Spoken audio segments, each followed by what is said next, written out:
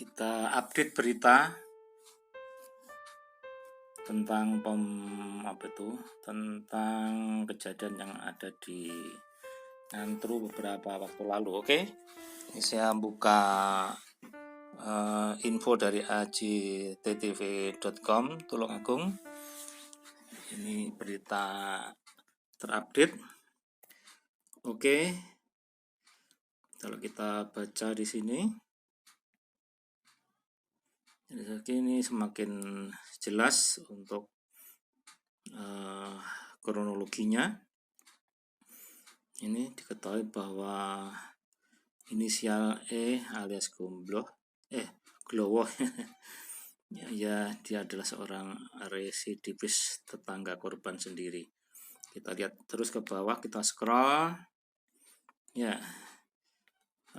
Bapak AKBP Eko Hartanto dalam press release Senin 3 Juli kemarin membenarkan soal itu. Iya. Ini Kapolres menjelaskan pelaku berinisial E alias Glowo 50 tahun awalnya menagih hutang terkait pembelian batu akik jenis Viduri senilai 250 juta rupiah. Wah, hebat ini ya. Transaksi itu dilakukan tahun 2021 ya, seperti berita kemarin ya, tetap beritanya ini. Di sini kita lihat ada baru. Sebelum kejadian pembunuhan kata Eko, pelaku telepon dengan maksud menanyakan uang tersebut. Jadi ada telepon dulu. Korban saat itu mengaku tidak punya uang sejumlah itu. Dia merespon dengan candaan mampu membayar di bawah nilai yang diminta. Demikian. Jawaban itu tampaknya dianggap candaan dan menyinggung perasaan pelaku. Oke.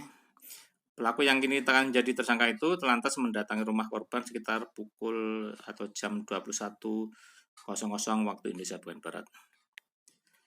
Setibanya di rumah korban, keduanya duduk di teras dan berbincang-bincang. Selama percakapan tersebut, pelaku mengaku tersinggung dengan ucapan korban. Keduanya lalu pindah ke ruang karaoke keluarga dan melanjutkan obrolan hingga pukul 22.30 waktu Indonesia bagian Barat, imbuh Kapolres. Kita baca terus ke bawah. Karena tidak ada titik temu dalam pembicaraan itu, membuat emosi E memuncak ya, jadi semakin emosi. Tersangka tiba-tiba memukul korban di bagian wajah sehingga korban terjatuh. Begitu seterusnya. Korban masih bergerak, tersangka menghantamnya lagi dan membuatnya terbentur sehingga korban kehilangan kesadaran tambahnya. Tersangka kemudian mengikat korban dengan karet ban dan membungkus dengan potongan busa sandal. Sekitar pukul 00.12 waktu Indonesia Barat, istri korban yang mencoba menghubungi suaminya tanpa jawaban, curiga dan mendatangi ruang karaoke keluarga. Setelah menemukan suaminya tergeletak, istri korban mengkonfrontasi tersangka.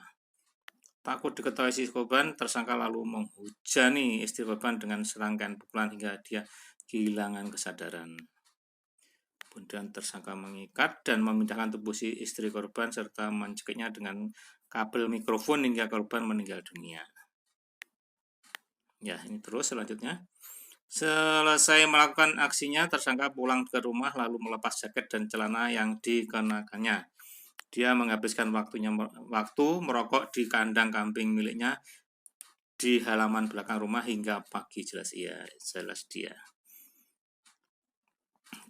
Usai kejadian, polisi melakukan olah TKP dan investigasi di lapangan.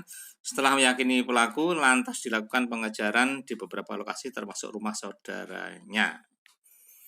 Mengetahui dicari polisi, pelaku dan keluarga menyerahkan diri ke Mapolres Tulungagung. Jadi pelaku menyerahkan diri.